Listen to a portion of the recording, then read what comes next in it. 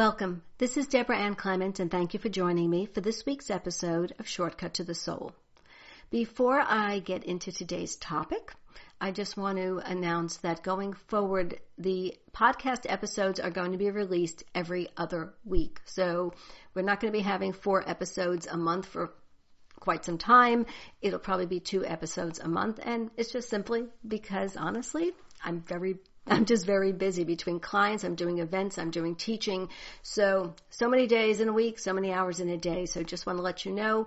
And the best way to know when a new episode is out, honestly, is to subscribe, to subscribe to it, subscribe via YouTube or iTunes or whichever. I do post it on social media, on Instagram, post it on Facebook.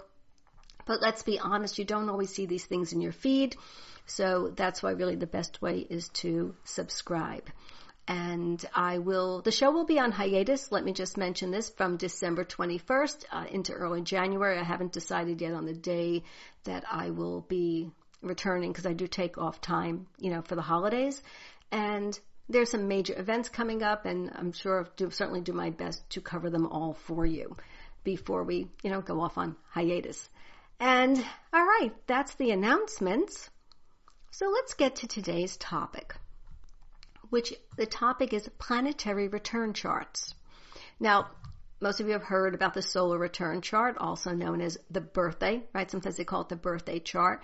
And you can, cast this chart every year for your birthday, and it speaks to themes that are coming during the coming year from birthday to birthday. Now, the one thing I want to say is you can create these charts for any planet. And the location, because that's a source of debate between astrologers.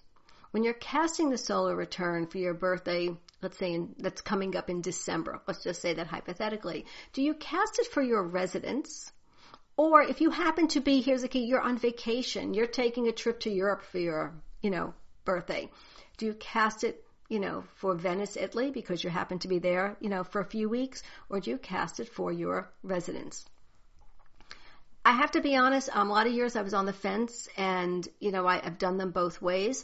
And then I was just fortunate enough where within 2 years I had 6 clients who traveled on their birthdays. And I'm not talking about traveling for a day. Okay, I'm talking they were gone a week before their birthday, 2 weeks after their birthday, everywhere from Europe to Bali. And the key about the residence or the location, for those who may not really know what I'm talking about here for a moment, is that there is a theory, okay, and a lot of astrologers agree with it, that you can cast your, sort of work with the chart. I hate to say manipulate the chart, but hey, if I'm in Hawaii on my birthday, Jupiter's in my 2nd house. If I'm at home in whatever, wherever you live, maybe Jupiter is in my 6th house. And so I want to create a better chart, and that chart will, sort of control. So the 2 things I'm going to say about that is, number one, any of these return charts, especially the solar return chart, it speaks to themes. It's a temporary chart. It does not quote unquote control. And of course we have free will, but it does speak to the themes. So no matter how wonderful your solar return chart may look, no matter how awful your solar return chart may look, you have to look at the transits for the year. All right? Because if your solar return looks fabulous and you have some transits that support that, wonderful. And the same way, if it looks really tough and you've got charts that contradict it, it may not be that tough. So you have to consider them both. But the themes that you will be dealing with, the life areas, shall we say, that is extremely valuable from the return charts. But going back to the residence versus, let's say the location if you're on vacation somewhere. So I was fortunate several years back. I had 6 clients who within a couple of years, they all traveled on their birthday for like a month. And they were gone before their birthday, after their birthday. And so I cast the charts for both locations. At the end of the year, when I met with them again, we looked at those 2 charts. A solar return cast for the residence, a solar return chart cast for where they were on vacation. And one was in, like I say, Bali, one was in Venice. And in every single case, 100% of the time, the solar return chart for the residents was far, far, far more accurate. And so when I work with return charts, I cast them for the residents. So that's just how I work. You know, I disagree. A lot of other astrologers, do feel differently, but that has been my experience and from, like I say, working with a client. So I do cast it for the residents. Now, you can cast a chart for any planet, and while technically, of course, the sun and moon are not planets, they're luminaries. The sun, you can cast it every year for your birthday. The moon, though, moon takes 28 days, right, to complete its cycle. So you can actually have a lunar return chart every month. And every month you can do this chart. And what will it show you? Well, it will reflect themes, give you some insight into themes that you might be dealing with during the coming month. Whereas, again, the solar return chart are the themes you're likely to experience in your life during the coming year. Now, when you get to Mercury, and I'm going to say Mercury out, gets a little bit different. And at this point, I'm going to say that, yes, you can do a return chart for any planet, and certainly Mercury, Venus, Mars, Jupiter, Saturn.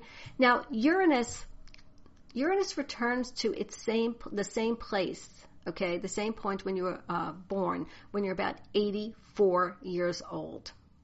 So where most of us, experience up to our Saturn return, not everybody experiences a Uranus return to begin with. And in theory, that Uranus return chart will be showing you themes like for the next 84 years. Neptune takes 165 years. Pluto takes 248 years. So we're not even going to talk about those. All right, I'm really just going to focus today through Saturn. And the important thing about these return charts, as I say, and particularly with the solar return chart, is it's focused on the exact moment when the sun or the planet, whatever planet is in the same sign, same degree, same minute, same second as when you were born, which again is why the solar return, sometimes it's on your birthday, sometimes it's the day before, sometimes it's the day after, right? Because the calendar changes because of the leap year. But we're not concerned with the calendar. We're concerned with the sign, the degree, the minute, and the second. So the sun for the coming year, the moon for the coming month. Now, Mercury and Venus, I'm going to say to you, also speak to the coming year. Even though Mercury only takes really about 88 days to complete a cycle, it goes retrograde 3 times, right? 3 times a year. And so you cast it for once a year. Now, here's the thing. Venus goes retrograde, right? About every 18 months. In fact, it'll be retrograde next year.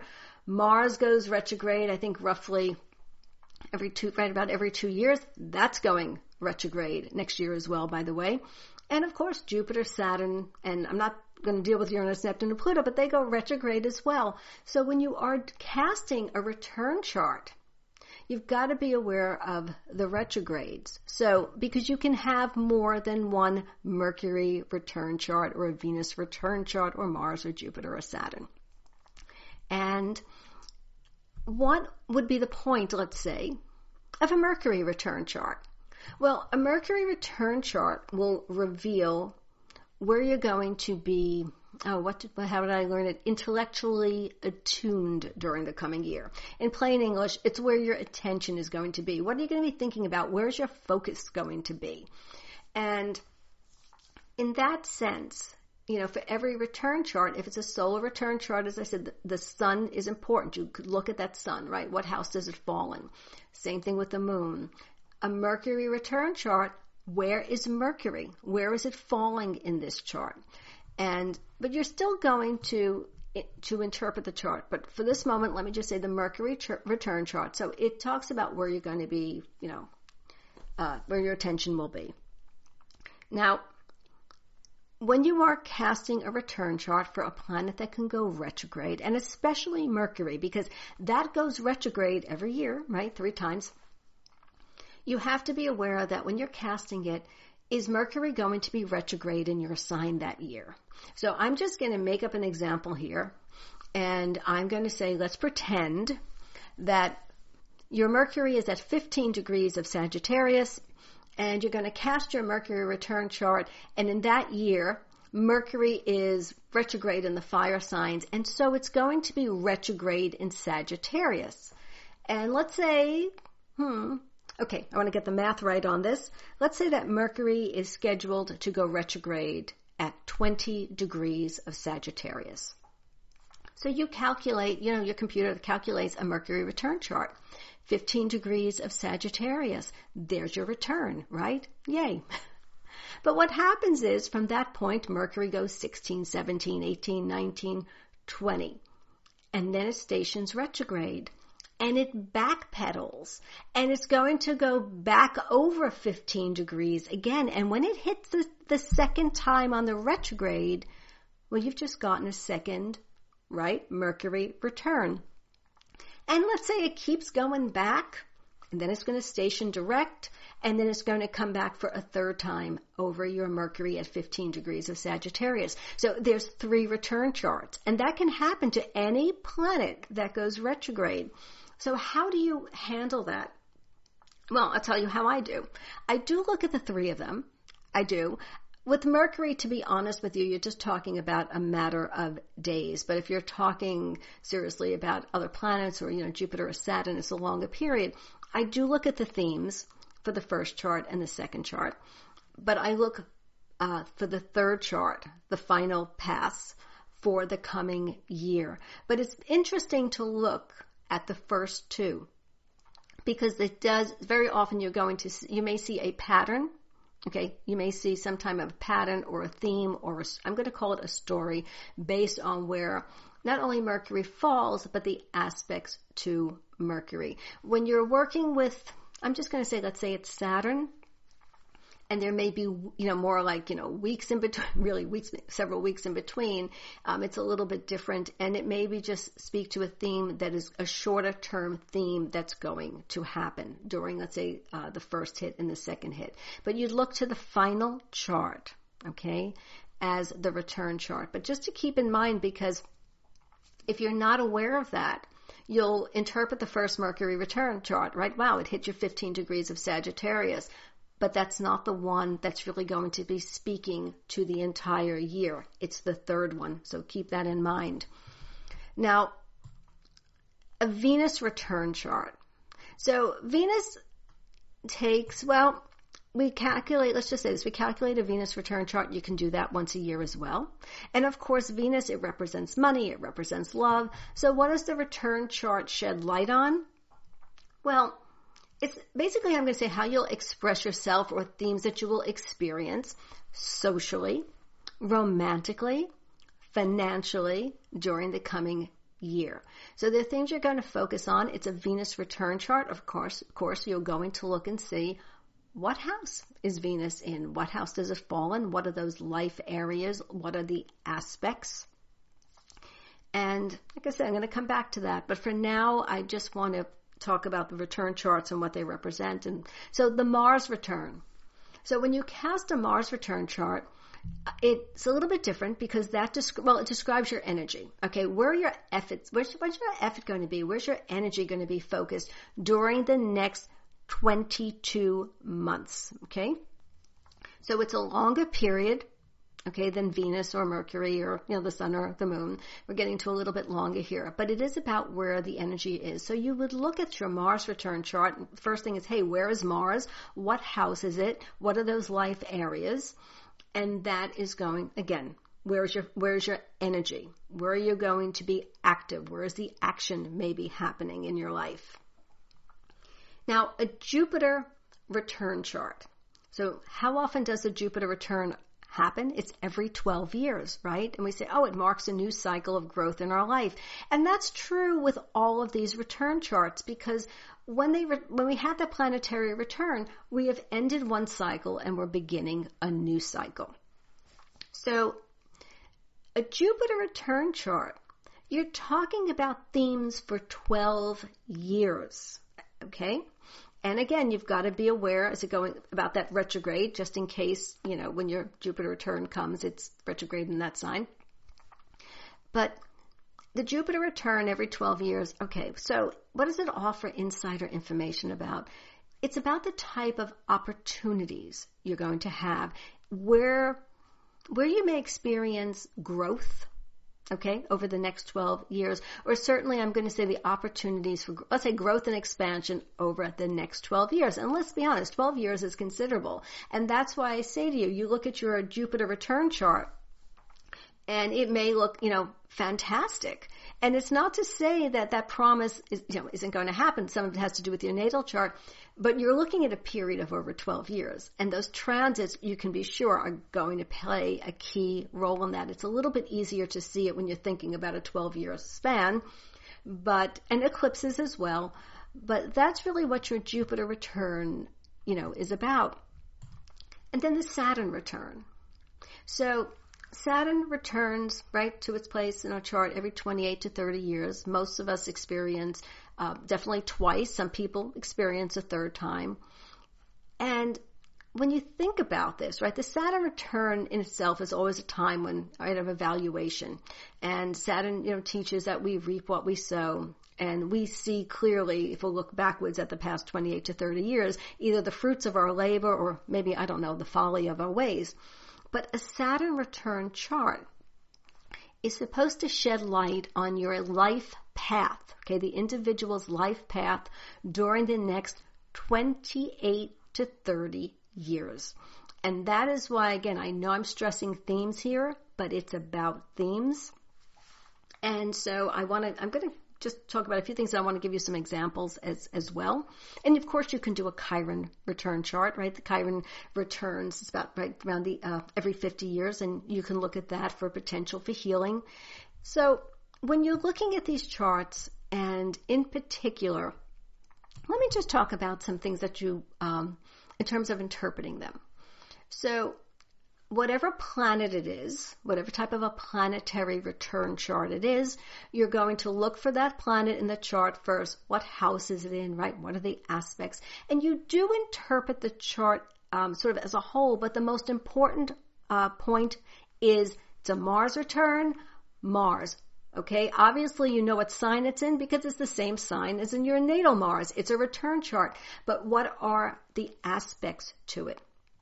And I say the house, the life areas will tell you, but also what are the aspects to it. And you interpret all of those aspects. And that will give you an idea of the theme. So you would start there.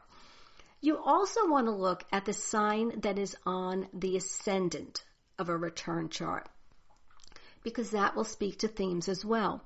And I will be honest and say to you, I find this really effective with the solar return chart. And if you do more than one return, by the way, if you do a solar return and a Mars return, I work with the two of them. To be honest with you, I work with them very often. Now, they're both ego-driven planets, right? The Sun and Mars. But I find very often there may be common themes between them. And so it's validating as well. But if you look at the sign on the cusp, and I'm going to speak as for a solar return, because I think that's the one that people use the most. So you cast your solar return chart, and it turns out that, let's say, Cancer is on the ascendant. So right there with Cancer on the rising sign from birthday to birthday, it says, number one, where may be their focus or theme. Well, it might be on your family. It might be on a home. It might be on property or real estate. You look at the rest of that chart. Let's say Cancer is on the ascendant and Uranus is in the 4th house. Ding, ding, ding. Is there a theme about a change in the home, which might be a move or it could be just any type of change in the home? It's a theme. Now, if in your natal chart, if you look at the transits and you have, let's say Uranus is, squaring your moon, just as an example, all right, or Pluto is squaring your moon, that may speak that during the coming years, hey, there are going to be changes in your home. And that would be very validating to that solar return chart theme of a change in the home or a change in the family. And so whatever the sign is on the cusp, you want to look at that sign and consider what it represents. The second thing you want to do is, as I said, and if we're talking about the sun, because that's, I think, let's talk about the sun. If the sun is in the 1st house in your solar return chart, it is certainly a year, I'm going to say, when you really want to be out there. It's a year to toot your horn, okay, and promote yourself. 10th house, a house, certainly a time to be visible. If it's in the 12th house, it tends to be a year where things may be happening more behind the scenes, right? And Sun in the 7th could be very relationship oriented, could be competitive, could be a competitive year as well. What are the aspects to the Sun in that chart? Is Mars squaring it or conjuncting it? That's more likely it might be a little adversarial in terms of the theme. Okay, and that's why I say it's a theme. How much it comes into play is going to depend, of course, on, like I said, on the transits. And hey, your free will, because we can be more aggressive. We could be, right? We could be a little bit more, retiring as the way, to put it that way. So, you have to keep in mind, the free will. The other thing you will look in any return chart for is, and let's say it's the solar return, what's retrograde? Is Mercury retrograde in that return chart? Because, sometimes it is. Is Venus retrograde in the return chart? Because that will they have their own meanings. And for example, Mercury, since it goes retrograde 3 times a year, let's start with that. If Mercury is retrograde in your solar return chart, it is a year that you want to be, you want to scrutinize things much more carefully. You don't want to take things at face value. Think of it as the Mercury, not that you're going to have a whole year of, oh my God, Mercury is retrograde type of a thing, but it is a year that will be more favorable in some ways to research. But it's really, I hate to say a warning, but it is sort of a heads up that you need to ask questions, okay? The other thing I want to mention with the solar return chart is I mentioned you look at the sign on the ascendant, and you do. You also look at the signs that are on the angles, the 1st house, the 4th house, the 7th house, the 10th house. Are they cardinal signs? Okay? Aries, Libra, Cancer, Capricorn. Are they the fixed signs? Leo, Aquarius, Taurus, Scorpio. Are they all, are they mutable signs? You have your Pisces, your Virgo, right? Your Gemini, your Sagittarius. Do you have a mix of them? Do you have 2 mutable, 2 fixed? And that is significant as themes as well, because if you have, I'll give you 3 of them. If you have cardinal signs on all 4 angles, the year is going to be a fast-paced year. It's about, we say action-oriented. There'll be decisions that are being made. Things can come up quickly. You may make decisions, also have to make them quickly, or you may just feel you need to make them quickly. If you have cardinal signs on all 4 angles during the coming year, do you want to be mindful of taking a breath, and before you react and make a decision, to take that pause and maybe say, you know what, let me get back to you on that. If you have the fixed signs on all 4 angles, now fixed signs are very productive. And so it can certainly be a year when you get things done. So that's right, that's cool. The other side, though, of fixed signs on the angles is, look, fixed signs, they're fixed. They could get stuck. They can be still stubborn. It could be a year where you need to push yourself to get started on things, all right? So if you need to initiate something, you may procrastinate, you may put it off, or like I say, you just may be a little bit more, it's just easier to sort of get stuck and not move forward. So you want to be mindful of that. So self-motivation. And last but not least, of course, the mutable signs. So the mutable signs are creative, right? Ideas, vision. And when you've got mutable signs on the angles, in terms of the overall theme, it is exactly, it's creative, it's ideas. You may get a million ideas.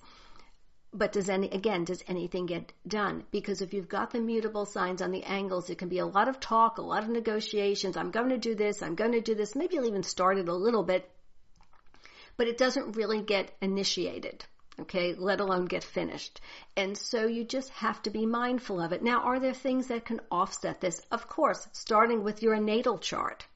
Okay, because if your chart has, 5 or 6 planets in fixed signs, well, a solar return with cardinal signs on those 4 angles, okay, or mutable as the case may be, but maybe the cardinal, that can really be a very positive influence for you. And that's the thing with astrology, and what makes it so complex is it's all related, and it always, always, always goes back to your natal chart.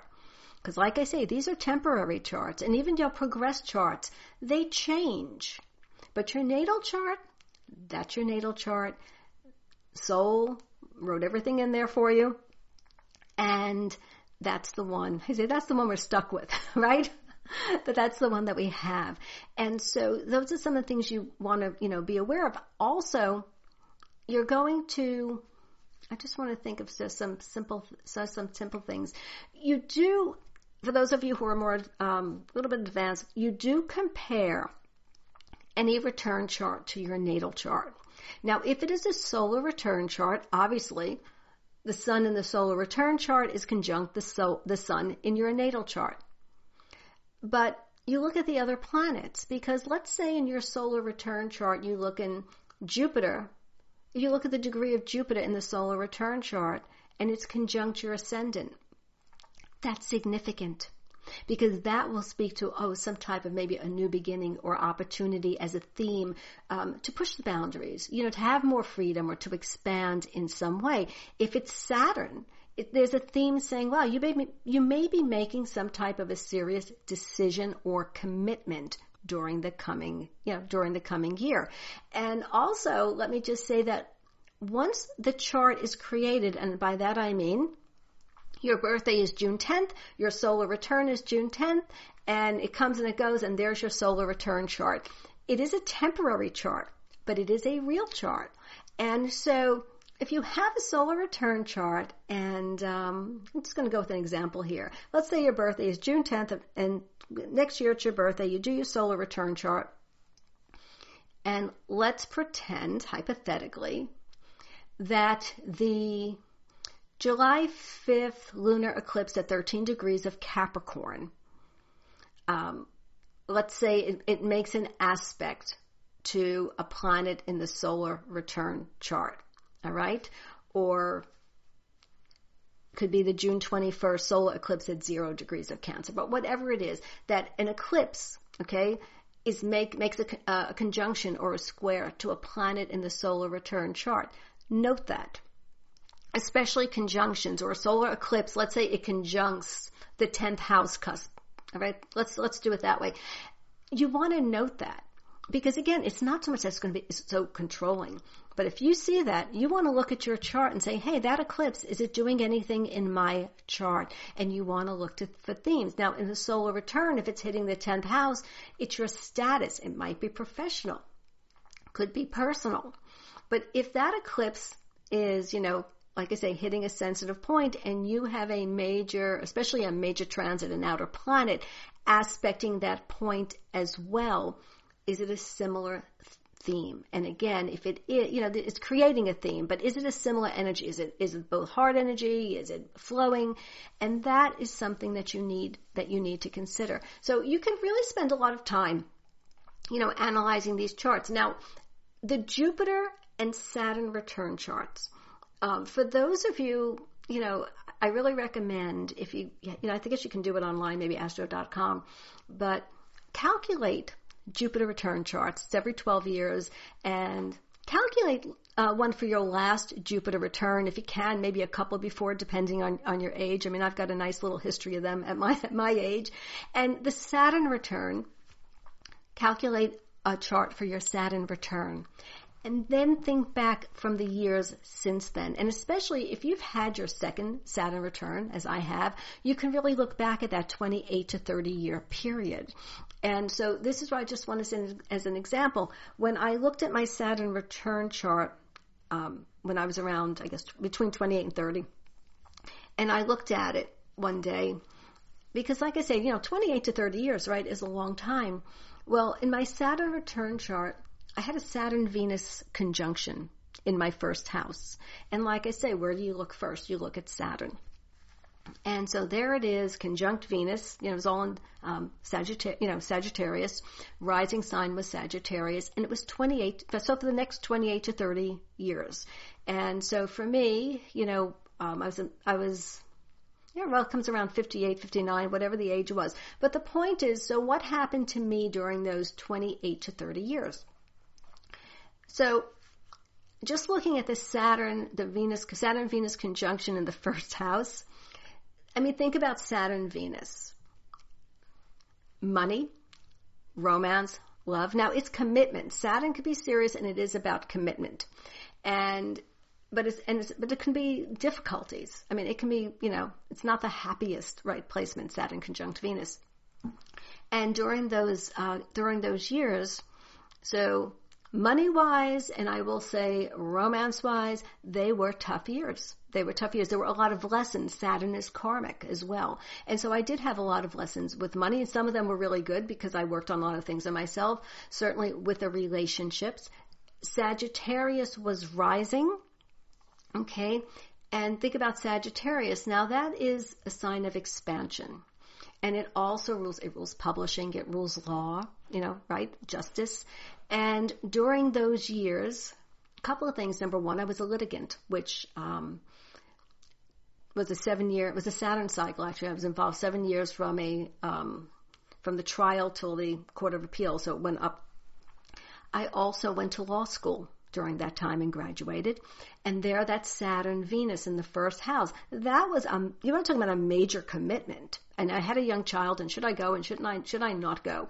And I went to law school, so it was a major commitment. It was also a commitment of time. It was a commitment of money, student loans. And because I actually went back to college first. I had to go back to college before I went to law school. So that theme of Sagittarius and education and knowledge, right? It wasn't just law school. It was, it was college.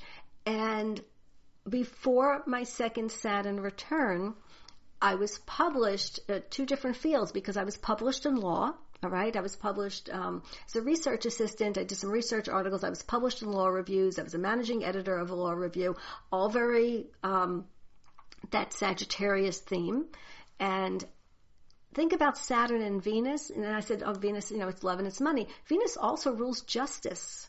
I did prevail, by the way, I prevailed at every level in the legal case. And I also, then I was published, when I started astrology, let me just say that, full time, and I was published, I was published in Del Horoscope, and of course, I've done a lot of writing with astrology.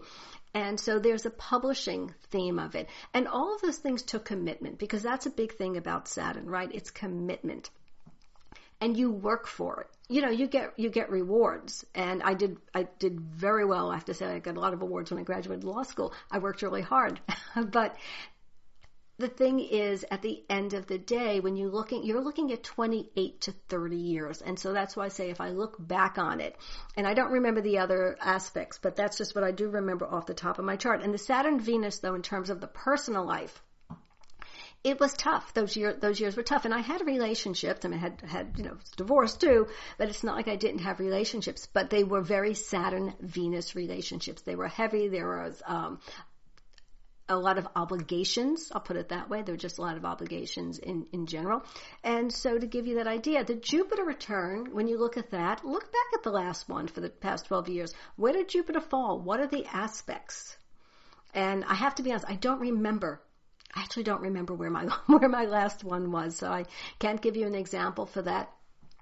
But if you look back, and not just for the Jupiter and the Saturn, but for any of your past returns, it's an excellent tool for learning, because you know your life, right? You know your life and you know your experiences. So if you look back at past solar returns, or Mercury returns, or Venus returns, and you look and say, oh, here's a planet in this house, this life areas, and think of what happened during that year. It's much easier to do it on the yearly basis than maybe looking over, 28 to 30 years.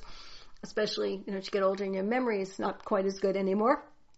But it is a wonderful way to learn, because you'll see the themes. You will understand what I mean by the themes.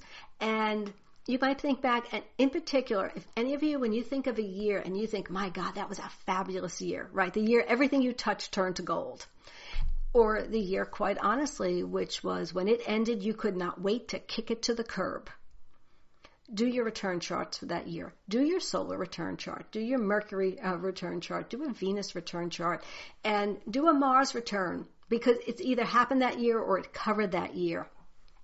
And look at those themes, And if you understand the transits, of course, you could look at the transits and you'll see what was going on. But look at the themes. My solar return of 2015, I remember looking at it in 2014. And there's like a cardinal cross going on, and the moon was in the 12th house. And I remember looking at it, I'll be frank with you, and thinking to myself, my mother, because my mother was in her 80s, and the eclipses were just all over my chart, my brother's chart, my mother's chart, my daughter's, chart. And I had some concerns. And when I saw that solar return chart and the way the 8th house and things were lit up, I remember thinking to myself, am I going to lose it this year? And I was concerned with the eclipses. I did think it was, certainly a possibility. But it's not something like that I weighed heavy and I thought, oh, she's going to, pass. But I remember noting it. And I've had the moon in my 12th house before in the solar return, didn't pass, but saw this.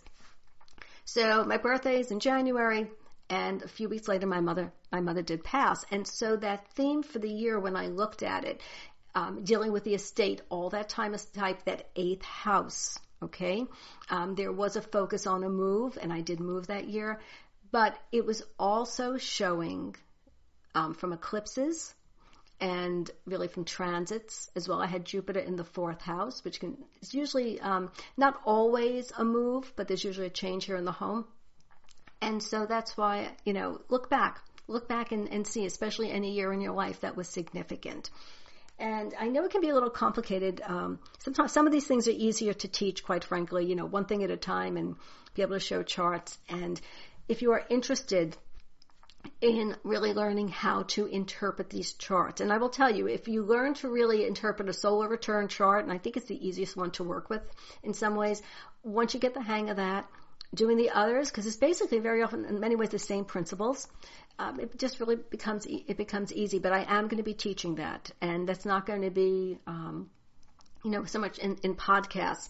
It's going to be a small group online. Okay, small group online class, a couple of sessions on that. So if you're interested in it, as I always say, get on my mailing list.